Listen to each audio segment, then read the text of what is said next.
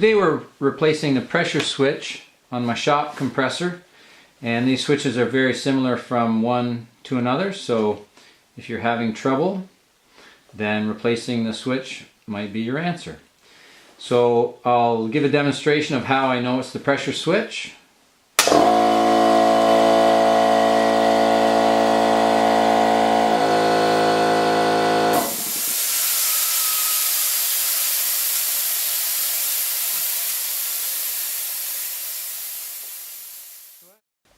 So before I buy my replacement part, I want to take stock of what I need. So in my old switch, I need a port on the bottom for pressure relief valve.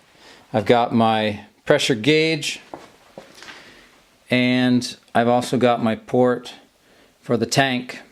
So when I buy my new pressure switch, I want to make sure that it has at least 3 ports coming out the bottom. So I found one online, and it has 4 ports. No problem. Better to have too many than not enough. All you need to do is you can pick up from a hardware store or plumbing store, 1/4-inch plug, wherever you're going to need it. You just put that in with a little bit of pipe dope and you're all set. Before we begin, we need some pipe dope. For wrenches, 10 mil, 12 mil, 16 mil, 22 mil, a 1/2 inch and a 15/16, wire brush, Phillips screwdriver, and slot screwdriver. For safety, the very first thing I want to do is unplug my compressor. You want to make sure that there is no power coming to this unit while you're working on it. If there's any air remaining in the tank, go to your pressure relief valve, pull that down, and make sure it's empty. Then I'm going to remove the screw and open it up. So I'm just going to do a straight swap from this pressure switch to the new one, and I want to take stock of my wire. So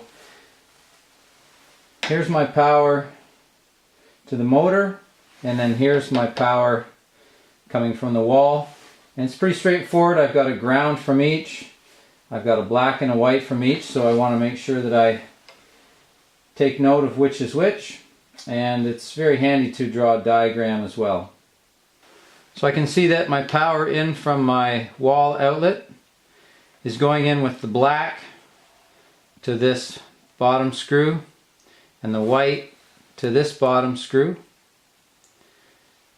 And the green is ground. There's a screw underneath here that you can't see, we'll see later, but the green is ground off to there. And then the power out to my compressor motor, I've got my black up to the top screw, and I've got the white on the top screw, and then again the green is ground to the bottom here, which we should see better later. With my Phillips screwdriver, I'll remove the wires from the switch. We'll get the grounds after. First the black and white.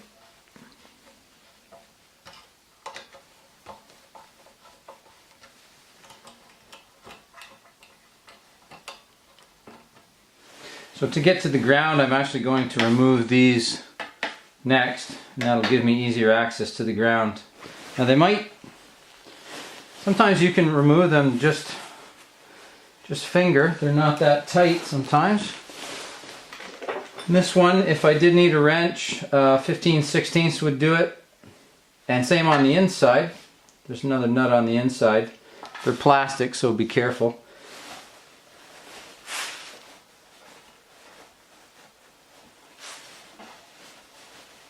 So I'm going to remove this inside nut next.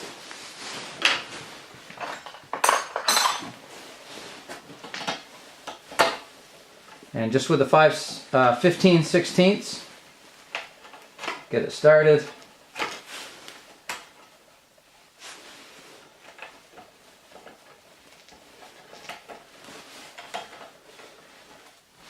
There, you get a better sense of what it looks like. Still got my cables running through, so now I can get to my ground.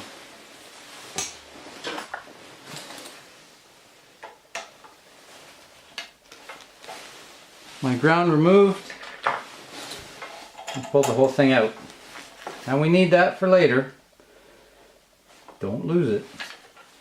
Okay, same on the other side.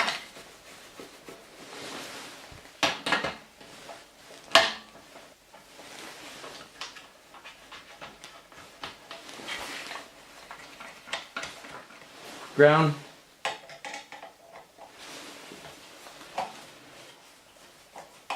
The ground screw has to come all the way out. Now I pull that through.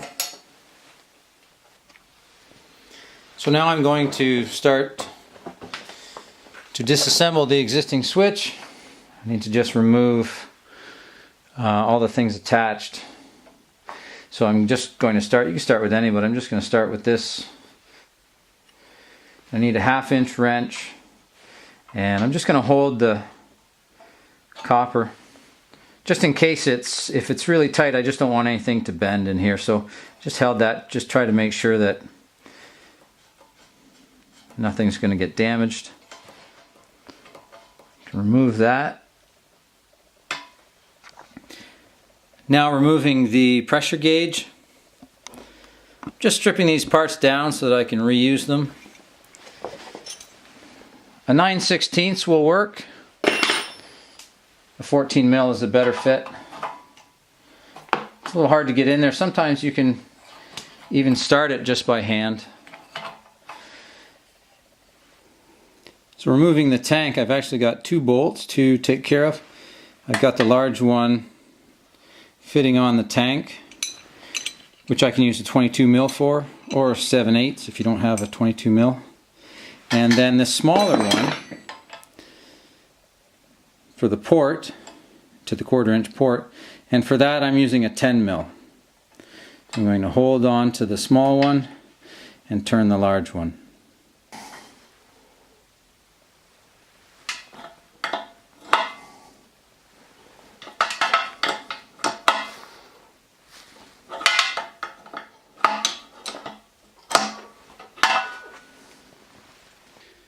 Continuing to strip this down, I've got a 16 mil and just taking off the pressure relief valve. Save that pressure relief valve for later. We need it to put on our new pressure switch. Last, I've got the port that goes to the tank, and I'm taking that off with my 10 mil. And this one's actually being pretty fussy. I'm having trouble getting it off, so I'm going to try just putting it in the vise and remove our last nut.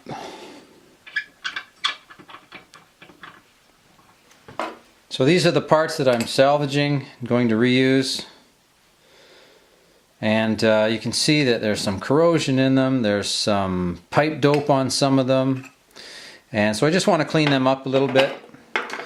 Try not to get any particulate inside of them. You don't want that blowing through your lines and into whatever it is that you're working on. So just when you're done, blow them out. If you've got another compressor, great. If not, just manually.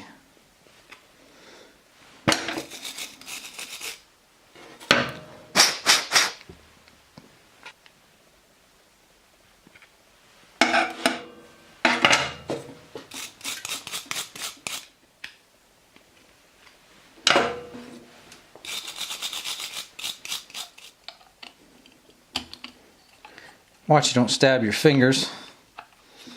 That's never any fun. Just keep them away from your project. And be careful with these threads. These are brass threads, so don't just take some care not to misshape them. Doesn't need to be perfect.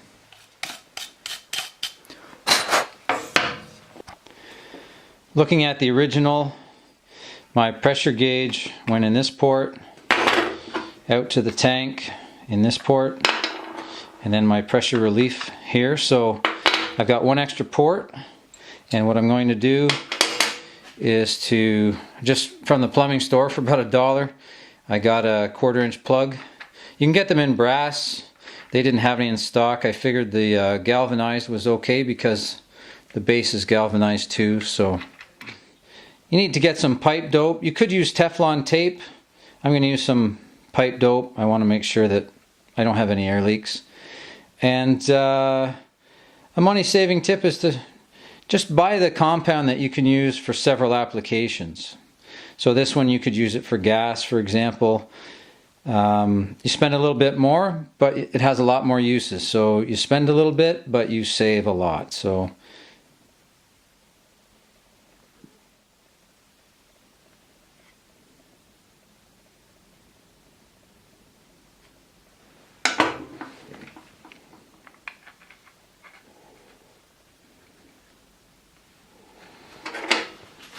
get my 10 mil wrench.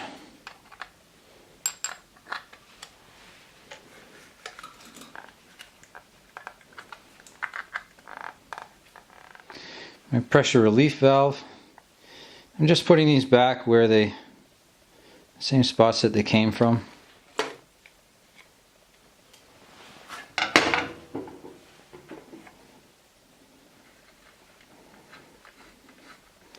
This one was my 16 mil.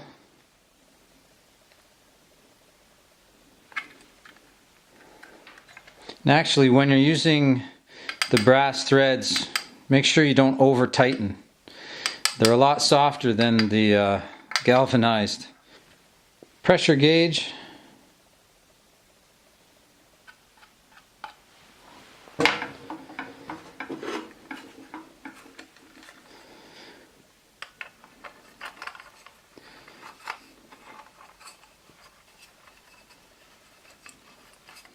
You can hand tighten it. I mean, it's got to be snug.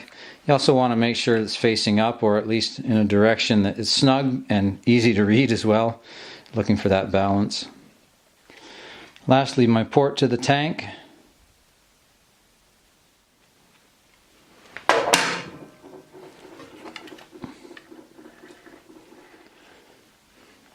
That's my 10 mil.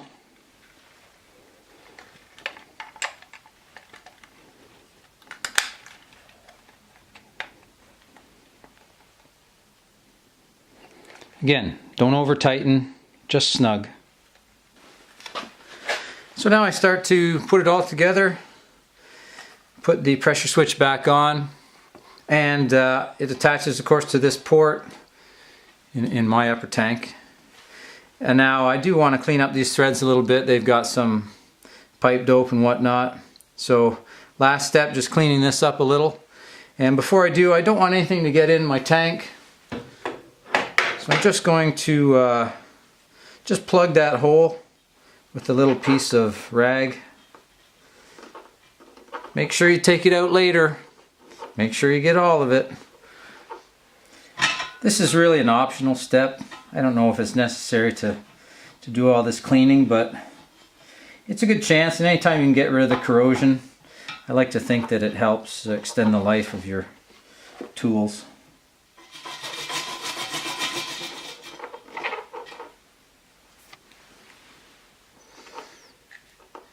Pipe dope.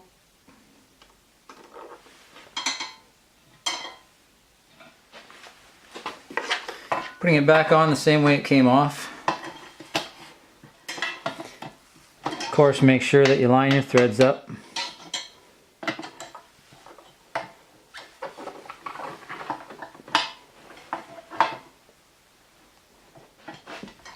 So now I need to reattach this copper line. The new switch actually came with an existing nut, so I'm just going to remove that. I'm going to reuse the old one.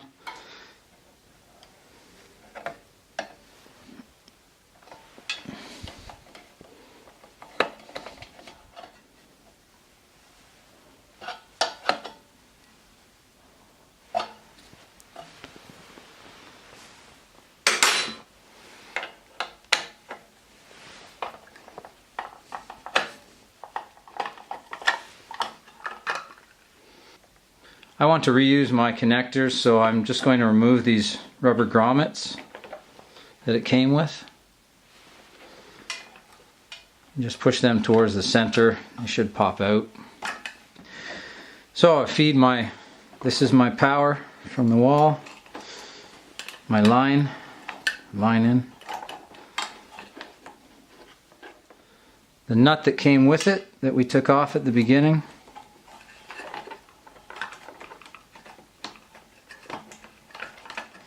I just want to make sure that my ends are good here, so you can see it was pulled out. Just going to make sure it's fed in.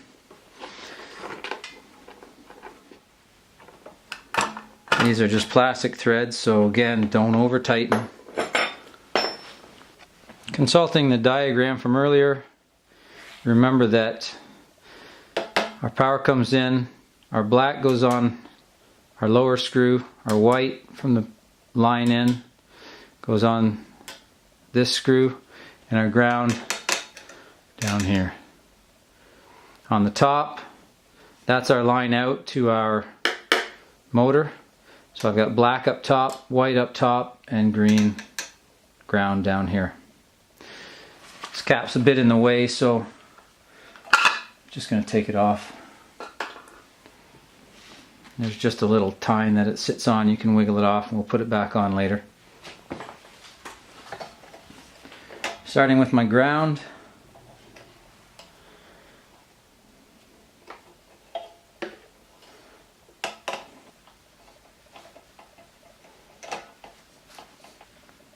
Black line in,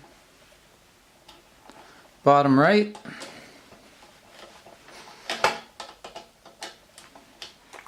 white line in, bottom left.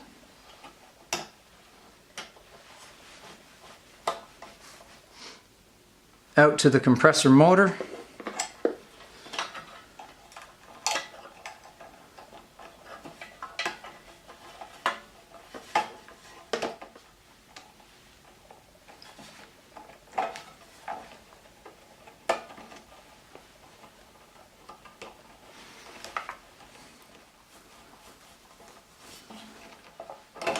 Might be a good idea to do this before connecting these wires.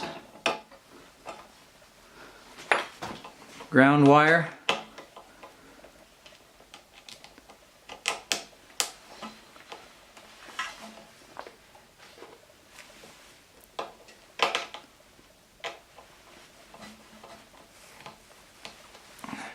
Black out.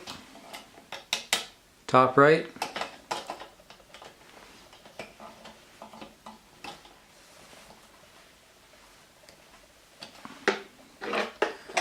White out, top left.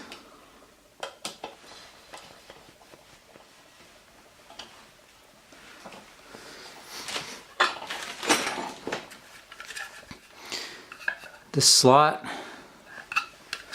will clip in. Comes down,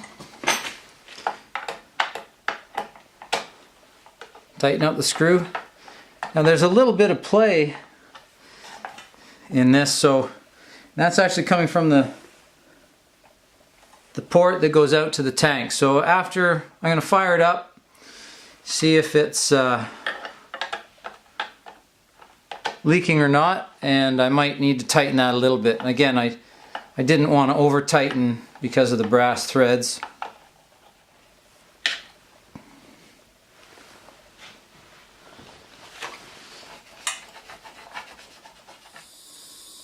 So I filled it up with air to check the connections, and I did have to tighten a few, specifically the one to the tank. So you want to check your connections.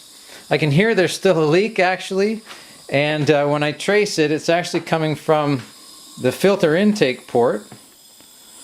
And I probably have a gasket or something in there that needs replacing. So that's for another video.